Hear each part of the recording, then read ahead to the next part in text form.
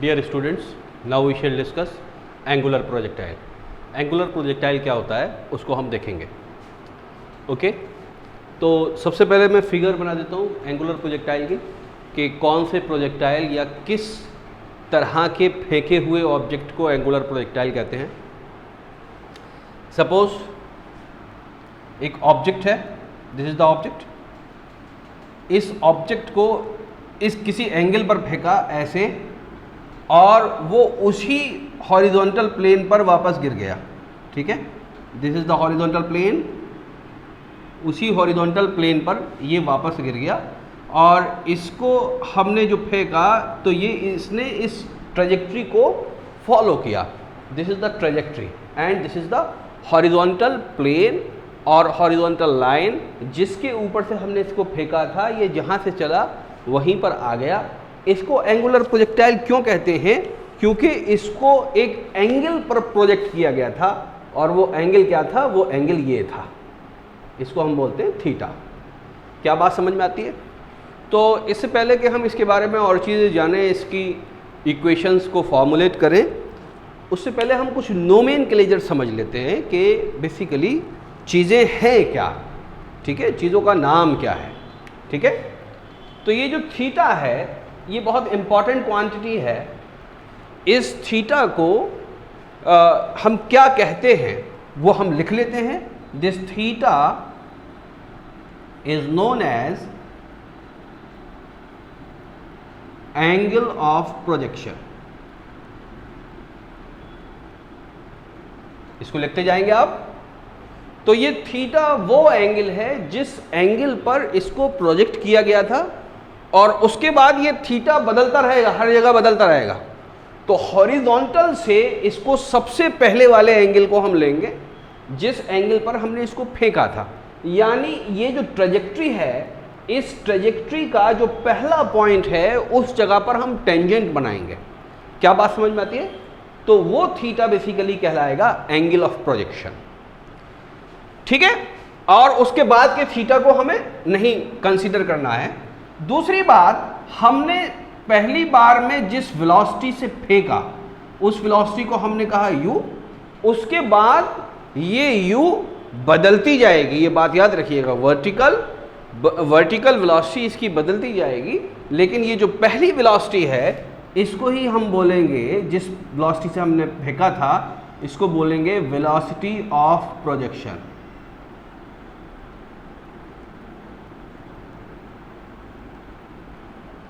ठीक, क्या बात समझ में आती है? जिस हॉरिजॉन्टल प्लेन से इसको फेंका था उसी हॉरिजॉन्टल प्लेन पर ये आ जाता है। कुछ दूरी के बाद ये जितना डिस्टेंस कवर करता है उसको हम कहते हैं r, और r होती है बेसिकली रेंज। r क्या होती है? रेंज। ये बेसिकली क्या होती है? Horizontal displacement. तो हॉरिजॉन्टल डिस्प्लेसमेंट को ही हम क्या बोलते हैं? रेंज बोलते हैं। क्योंकि ये प्रोजेक्टाइल फेंका गया है तो ये ऊपर तक जाता है, तो मैक्सिमम हाइट जहां तक ये जाता है उसको अगर हम मेजर कर लें,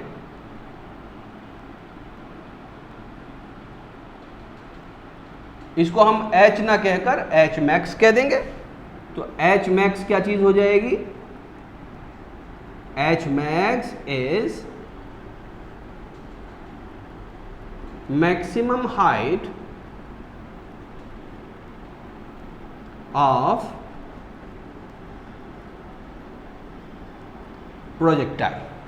क्या बात समझ में आती है? It is the maximum height और maximum displacement in Y direction. ठीक है, तो इसी को हम क्या बोलेंगे? इस मैक्सिमम हाइट को ही क्या बोलेंगे? It is the maximum displacement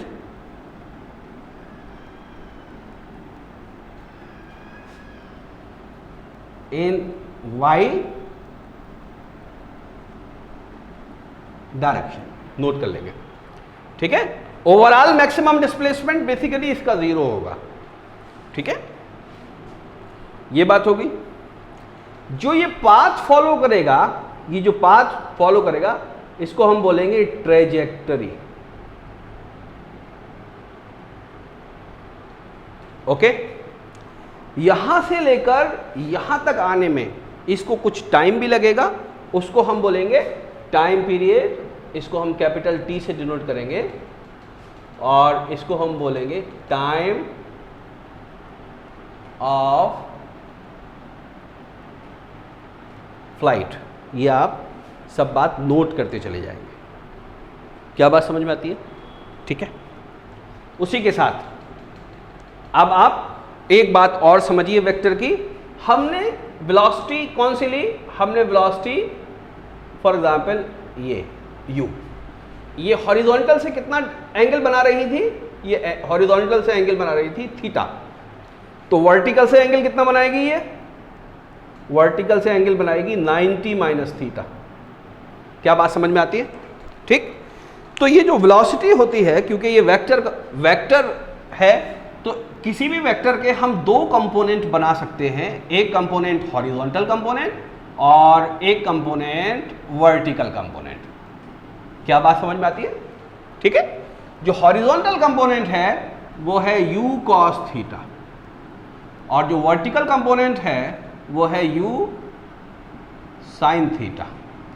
जब भी हमें वर्टिकल मोशन स्टडी करना होगा हम u sin थीटा को देखेंगे, और जब भी हमें हॉरिजॉन्टल मोशन स्टडी करना होगा हम u cos थीटा को देखेंगे, जैसे कि हमने पिछले प्रोजेक्टाइल में देखा था, हॉरिजॉन्टल प्रोजेक्टाइल के अंदर देखा था।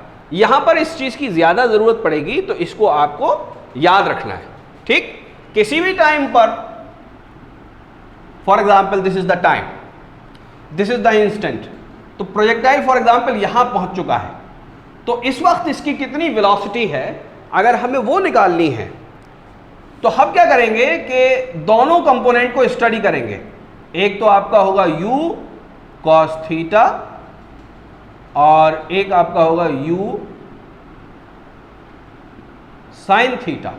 इन दोनों का रिजल्टेंट ही बेसिकली हमें वेलोसिटी v देगा किसी भी वक्त प्रोजेक्टाइल की। याद रखिए जो वर्टिकल कंपोनेंट है ये वेरी करता रहेगा, क्योंकि ये बेसिकली एक्सेलरेटेड मोशन है। डाउनवर्ड डायरेक्शन में हर वक्त इस पार्टिकल का वेट लग रहा है और एक्सेलरेशन ड्यू टू ग्रेविटी लग रहा है, या कहिए बेसिकली ग्रेविटेशनल फोर्स लग रहा है। तो डाउनवर्ड डायरेक्शन में एक्सेलरेशन g काम कर रहा है, इसलिए डाउनवर्ड वेलोसिटी हमेशा चेंज होती रहेगी। वर्टिकल वेलोसिटी हर वक्त चेंज होती रहेगी। वर्टिकल वेलोसिटी मैक्सिमम कब रहेगी? मैक्सिमम इन दो पॉइंट्स पर रहेगी, ये वाले जो सेम हॉरिजॉन्टल पर है। और मिनिमम कब रहेगी? मिनिमम इस जगह पर रहेगी। यहां पर वर्टिकल वेलोसिटी कितनी रहेगी? जहां पर ये बेसिकली मैक्सिमम हाइट कवर करेगा, यहां पर वर्टिकल वेलोसिटी हो जाएगी 0। ये बात याद रखने वाली, ये कुछ कंसेप्चुअल पॉइंट्स हैं। ठीक है। क्योंकि इस पॉइंट पर आकर जो हमारी v है, यहां पर इस पॉइंट पर आकर जो हमारी v है वो किस डायरेक्शन में है? वो इस डायरेक्शन में है। हमारी v भी इसी डायरेक्शन में है और u cos थीटा भी इसी डायरेक्शन में है।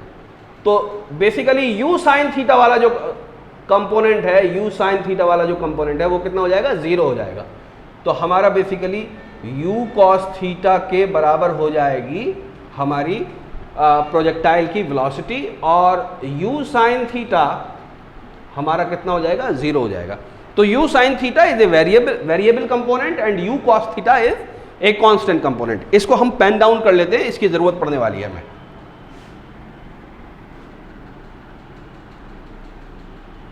u cos theta is constant component of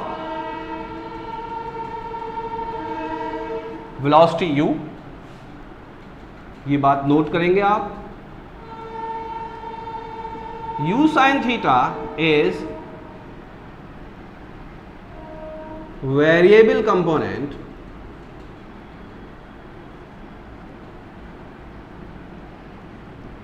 of velocity u।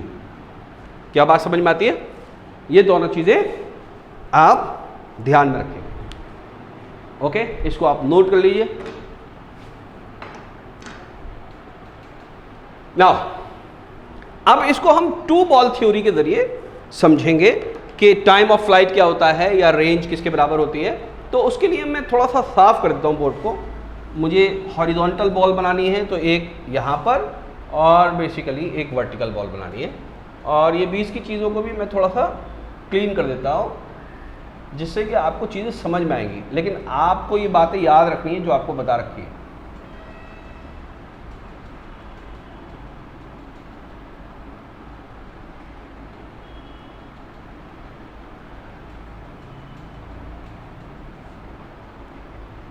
ठीक, अब हमें इस ट्रेजेक्ट्री के ऊपर जो बॉल या ये पॉइंट जो बेसिकली मूव कर रहा है यहां से लेकर और यहां तक ये आता है, इसका ज़रा इसके बारे में समझना, ये बेसिकली मूव कैसे कर रहा है।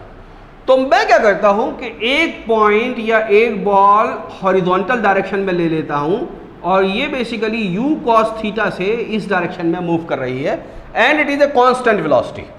ये कांस्टेंट वेलोसिटी से यहां आती है। उसी टाइम एक दूसरी बॉल वर्टिकल डायरेक्शन में मूव कर रही है इस डायरेक्शन में, और इसकी जो वेलोसिटी है वो है u sin थीटा। क्या बात समझ में आती है? तो u sin थीटा से अपवर्ड डायरेक्शन में या वर्टिकल डायरेक्शन में वेरिएबल वेलोसिटी से बॉल मूव कर रही है क्योंकि इसके ऊपर एक्सेलरेशन ड्यू टू ग्रेविटी लग रहा है या इसके ऊपर फोर्स ऑफ ग्रेविटी लग रहा है, और u cos थीटा वेलोसिटी जो कि बेसिकली कांस्टेंट है इससे हॉरिजॉन्टल डायरेक्शन में लग रही है। याद रखिए जो फोर्स ऑफ ग्रेविटी है वो कोई सा भी वेक्टर, ठीक है, कोई सा भी वेक्टर हो, vector force of gravity, force of gravity basically क्या है, डाउनवर्ड डायरेक्शन में है। इस वेलोसिटी का इन्फ्लुएंस 90 डिग्री पर कितना होता है? 90 डिग्री पर इस वेलोसिटी का इन्फ्लुएंस 0 होता है। इसलिए u cos थीटा वेरी नहीं करता, इसलिए u cos थीटा कांस्टेंट रहता है। क्या बात समझ में आ रही है? तो ये जो बॉल मैंने क्या किया कि फेंकी तो एक ही बॉल थी, ये मेन बॉल है जो इस ट्रेजेक्ट्री पे चल रही है, इसको मैंने स्प्लिट कर लिया, वेक्टर की तरह स्प्लिट कर लिया और दो बॉल एज्यूम कर ली। एक ऐसी बॉल जो कि बेसिकली हॉरिजॉन्टल डायरेक्शन में कांस्टेंट वेलोसिटी से चल रही है और एक बॉल एज्यूम करी वर्टिकल डायरेक्शन में जो वेरिएबल वेलोसिटी से u sin थीटा से चल रही है। बात समझ में आई? जब एक्चुअल बॉल बेसिकली समझिए यहां पहुंचती है या कहिए यहां पर पहुंचती है, जब एक्चुअल बॉल यहां पर पहुंचती है उस वक्त ये हॉरिजॉन्टल वाली बॉल कहां पहुंचेगी? हॉरिजॉन्टल वाली बॉल पहुंचेगी यहां पर। क्या बात समझ में आती है? ठीक है। और वर्टिकल बॉल कहां पहुंचेगी? वर्टिकल बॉल पहुंचेगी आपके यहां पर, और ये बेसिकली यूं ऊपर जाकर वापस आई होगी नीचे की तरफ, क्योंकि ये मैक्सिमम हाइट है, यहां तक मैक्सिमम हाइट तक ये बॉल को जाना है। क्या बात समझ में आती है? ठीक है। जब बॉल यहां मैक्सिमम हाइट पर होगी तो हॉरिजॉन्टल बॉल कहां पर होगी? हॉरिजॉन्टल बॉल यहां पर होगी जो u cos थीटा से चल रही है। जो u sin थीटा से चल रही है वो बॉल कहां पर होगी? यहां पर होगी। क्या बात समझ में आती है? तो इन दो बॉल्स की मदद से हम अलग अलग टाइम ऑफ फ्लाइट और रेंज को निकालेंगे। ठीक है। तो सबसे पहला जो हमारा काम है निकालने का वो क्या है? Range of flight. तो हेडिंग लिखेंगे हम range of flight, sorry time of flight. ठीक है। तो सबसे पहले हम क्या निकालेंगे? Time of flight. Time of flight किससे कैलकुलेट करेंगे? The time of flight will be calculated from vertical motion. Time t will be calculated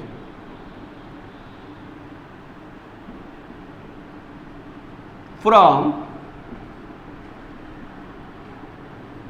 vertical motion। ठीक है, ये इंपॉर्टेंट पॉइंट है, इसको याद रखेंगे। वर्टिकल मोशन से हमको कैलकुलेट करना है तो हम वर्टिकल बॉल पर कॉन्सेंट्रेट करेंगे। हम किस पर कॉन्सेंट्रेट करेंगे? वर्टिकल बॉल पर। आपको मैंने जिस वक्त फ्री फॉल पढ़ाया है, ठीक है, फ्री फॉल का वीडियो अपलोडेड है, मैं यहां लिंक में लगा दूंगा इस वीडियो के।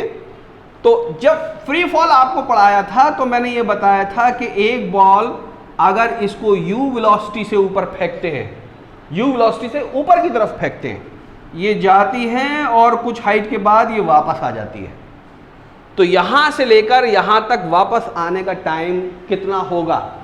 तो अगर इसको u वेलोसिटी से फेंका था तो टाइम किसके बराबर होगा? 2u upon g। किसके बराबर होगा? Time 2u upon g। ये मैंने आपको डायरेक्ट कैलकुलेट करना सिखाया था। कैसे कैलकुलेट किया था? हम क्या रखते हैं formula? s is equal to ut plus half at square. क्या बात समझ में आती है? ये s कितना है? ये s h मैक्स है, ठीक है? क्या बात समझ में आती है? h max. तो यहां से यहां तक जाने का इसका टाइम हमें निकालना है, यहां से यहां तक जाने का इसका टाइम निकालना है। लेकिन अगर हम टोटल टाइम निकालना चाहें तो ये यहां से यहां तक गई और फिर यहां से यहां तक वापस आ गई, तो यानी s हम कितना रखें? ये हम कितना रख दें? s ये हम 0 रख दें। बात को समझिए, ये बॉल यहां से हमने प्रोजेक्ट करी थी यहां से यहां तक, तो वर्टिकल डायमेंशन में डिस्प्लेसमेंट कितना हुआ? तो वर्टिकल डायमेंशंस में डिस्प्लेसमेंट कितना हुआ? बेसिकली 0 हुआ। क्या बात समझ में आती है? वर्टिकल वेलोसिटी यानी u y रखेंगे हम, t की जगह कैपिटल T रख देंगे, प्लस हाफ इंटू a किसके बराबर है? g। क्योंकि फ्री फॉल का कंसेप्ट लगा रहे हैं तो g क्योंकि डाउनवर्ड डायरेक्शन में होता है तो इसलिए हम नेगेटिव लिखेंगे और यहां इसको कितना लिखेंगे? t स्क्वायर लिख देंगे। क्या बात समझ में आती है? ठीक है। u y कितनी है? u y कितनी है? u y है u sine theta into capital T plus half, plus नहीं लिखेंगे यहां माइनस लिख लेते हैं, minus half G T square. क्या बात समझ में आती है? ठीक है। ये 2 बेसिकली ऊपर वाले का हाफ है, ये t का स्क्वायर नहीं है, ये बात याद रखिएगा। इस पूरी क्वांटिटी को t से डिवाइड कर देते हैं तो हमारे पास t कितना मिलेगा? तो 0/t, इसको भी t से डिवाइड कर दें, इसको भी t से डिवाइड कर दें, यहाँ ये t स्क्वायर को ख़त्म कर देगा, ये t इसको ख़त्म कर देगा, ये तो रहेगा ही 0। क्या बात समझ में आती है? t किसके बराबर हो जाएगा? t बराबर हो जाएगा u sine theta into 2 divided by g। ध्यान से देखिए, मैंने आपको कितना बताया था? 2u divided by g। तो u बेसिकली क्या है? साइन थीटा, तो ये हो जाएगा 2u sine theta upon g। ठीक, बात क्लियर हो गई? क्योंकि ये बेसिकली क्या है? वर्टिकल वेलोसिटी, यही तो कंसेप्ट बताया था, वर्टिकल वेलोसिटी। तो वर्टिकल वेलोसिटी कितनी है बेसिकली हमारे वाले केस में? u साइन थीटा, तो 2u sine theta upon g। तो हम डायरेक्ट भी लिख सकते हैं इसको, तो याद रखने वाली बात है ये। ठीक है। तो टाइम ऑफ फ्लाइट हमारा आ चुका है 2u sine theta by g. It is not exactly इसके बराबर नहीं लिखेंगे, इससे आप कंसेप्ट ले रहे हैं। ठीक है। तो टाइम ऑफ फ्लाइट कैलकुलेट हो गया। Now let us talk about range of flight. तो रेंज ऑफ फ्लाइट के लिए मैं यहां पर लिखूंगा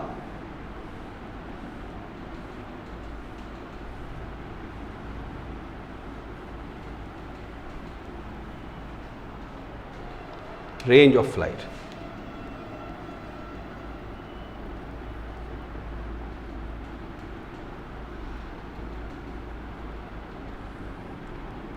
range of flight r।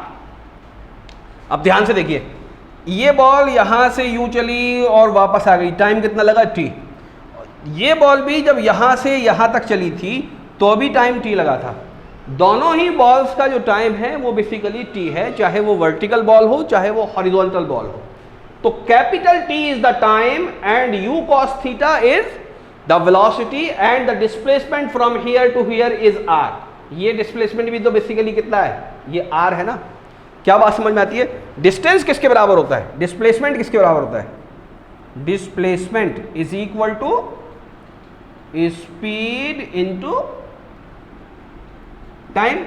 Displacement कितना? Displacement is r। स्पीड कितनी? Speed is u cos theta. Time किसके बराबर? टाइम हमने यहां कैलकुलेट किया है 2u sin theta upon g। इसको हम लिखेंगे 2u sin theta upon g। 2 को पहले लिख लें, 2u square sine theta cos theta upon g. This is one format of for the range. 2 को साइन थीटा और कॉस थीटा के साथ ले ले तो क्या बन जाएगा, साइन 2 थीटा बन जाएगा। ठीक, यहीं पर जगह है, मैं यहीं लिख दे रहा हूं, R will be equal to u square upon g sine 2 theta. This is the range. क्या बात समझ में आ गई? तो हमारे पास रेंज आ चुकी है।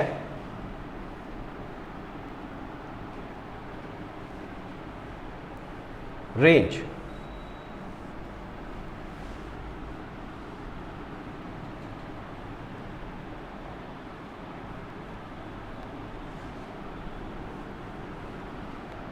रेंज हमने कैलकुलेट कर ली। ये रेंज डिपेंड किस पे करती है? On which factors range depend? Range की वैल्यू हमने कितनी निकाली है? रेंज की वैल्यू हमने निकाली है u square upon g sine 2 theta. तो एक तो रेंज डिपेंड करती है, range is directly proportional to u square. More is the velocity, double is the velocity, 4 times will be the range. बात समझ में आती है? अगर ये वेलोसिटी कांस्टेंट हो तो किस पे डिपेंड करेगी? साइन 2 थीटा पर डिपेंड करेगी। ये बात याद रखिएगा, थोड़ा कंसेप्चुअल बात है। If u is constant, range is directly proportional to sine 2 theta. क्या बात समझ में आती है? साइन 2 थीटा जितना ज्यादा, रेंज उतनी ज्यादा। रेंज मैक्सिमम होगी, R will be maximum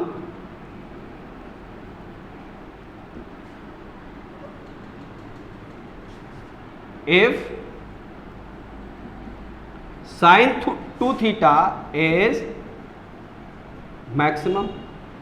range maximum हो जाएगी जब साइन 2 थीटा मैक्सिमम होगा। आर कब मैक्सिमम होगी? जब साइन 2 थीटा मैक्सिमम होगा। साइन 2 थीटा की मैक्सिमम वैल्यू कितनी होती है? साइन 2 थीटा की मैक्सिमम वैल्यू होती है, maximum value of sine 2 theta is 1। Sine की मैक्सिमम वैल्यू 1 हो सकती है। साइन 2 थीटा की मैक्सिमम वैल्यू 1 है, इसका मतलब 2 थीटा किसके बराबर है? 90 डिग्री के बराबर। इसका मतलब थीटा किसके बराबर है? Theta is equal to 45 degree के बराबर। तो this is the condition for maximum range. So the condition of maximum range is when the projectile having angle of projection equal to 45 degree, then it will be projected to the maximum distance or maximum horizontal displacement। ठीक है, तो इस बात को जो मैंने बोला है इसको आप लिख लीजिएगा, ये इंपॉर्टेंट बात है। अब मैक्सिमम रेंज कितनी? आर मैक्सिमम कितनी? आर मैक्सिमम कितना होगा?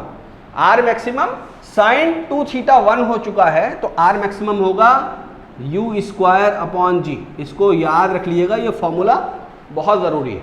ठीक है, R maximum is equal to u square upon g and theta is equal to 45 degree is the condition for maximum range. Okay, range हो गया। इसके बाद क्या करेंगे हम? Maximum height. हाइट को हम कैलकुलेट करेंगे और फिर इक्वेशन ऑफ मोशन देखेंगे। ठीक है, तो मैं क्या करूं, मैं आपके चीज़ों को मिटा दूं ताकि मेरे पास जगह अवेलेबल हो जाए लिखने की।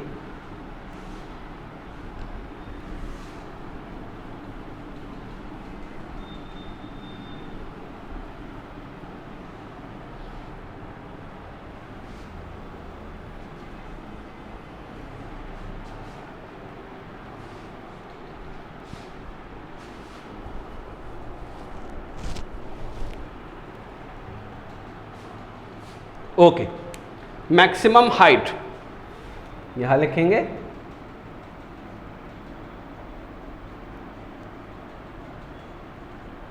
मैक्सिमम हाइट हमें कैलकुलेट करनी है। मैक्सिमम हाइट हम कैलकुलेट करेंगे उसके लिए आप एक कंसेप्ट समझ लीजिए मैक्सिमम हाइट को कैलकुलेट करने का। जब ये प्रोजेक्टाइल यहाँ से यहाँ पर पहुँचता है उस वक्त इस पॉइंट पर वर्टिकल वेलोसिटी कितनी होती है?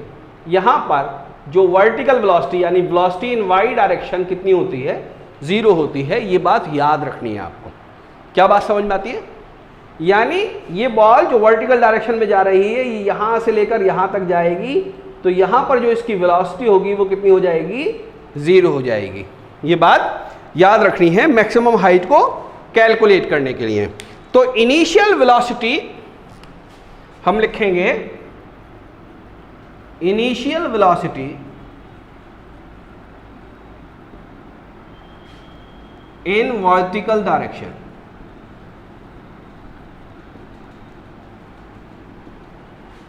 Initial velocity in vertical direction कितनी?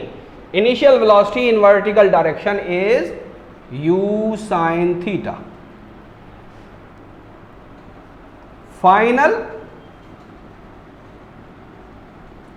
Vertical velocity, final vertical velocity कितनी? Final vertical velocity is 0। ये दो कंसेप्ट आपको याद होने चाहिए कि फाइनल वर्टिकल वेलोसिटी और इनिशियल वर्टिकल वेलोसिटी। इसको हमने नाम दिया, इसको हम कहते हैं यू वाई, ठीक है, और इसको हम कहते हैं वी वाई। क्या बात समझ में आती है? यू वाई और वी वाई को का नाम दिया। एक्सेलरेशन ड्यू टू ग्रेविटी कितना? एक्सेलरेशन ड्यू टू ग्रेविटी कितना? वो है -g, because g is always in downward direction. g क्योंकि हमेशा डाउनवर्ड डायरेक्शन में होता है, हम वेक्टर को डील कर रहे हैं तो हम उसका साइन लेंगे नेगेटिव। तो g is negative, what is the displacement in y direction? ठीक है, यहीं पर जगह मौजूद है तो मैं यहीं पर लिखता हूं डिस्प्लेसमेंट। बेसिकली कौन सा displacement? Maximum in y direction. y direction या वर्टिकल डायरेक्शन एक ही बात है। किसके बराबर है ये h मैक्स के बराबर है, यानी यहां से लेकर यहां तक जाते में। क्या बात समझ में आ गई? यहां से लेकर यहां तक जाते में फॉर्मूला कौन सा लगाऊंगा मैं? फॉर्मूला में लगाऊंगा s is equal to v square minus u square upon 2a। ठीक है, v square is equal to u square plus 2as वाले फॉर्मूले से मैंने ये लगाया। ये क्या चीज है? ये डिस्प्लेसमेंट है, इसको मैं लिखूंगा h मैक्स। ये कौन सी वेलोसिटी है? ये फाइनल वेलोसिटी है। फाइनल वेलोसिटी कितनी हो गई है? 0 हो गई है। 0 का स्क्वायर भी 0 होगा। इनिशियल वेलोसिटी कितनी है? Minus u square sine square theta. क्या बात समझ में आती है? एक इसके बराबर है, माइनस जी के बराबर है, तो माइनस 2g। ये 0 है, इस माइनस से माइनस कैंसिल हो जाएगा। h मैक्स कितना आ गया? h मैक्स यानी maximum height. Maximum height is equal to u square sine theta upon 2g। Note कर लेंगे इसको, इंपॉर्टेंट चीज है ये बात याद रखेंगे। ठीक है, नाउ इक्वेशन ऑफ प्रोजेक्टाइल। ठीक है, इक्वेशन ऑफ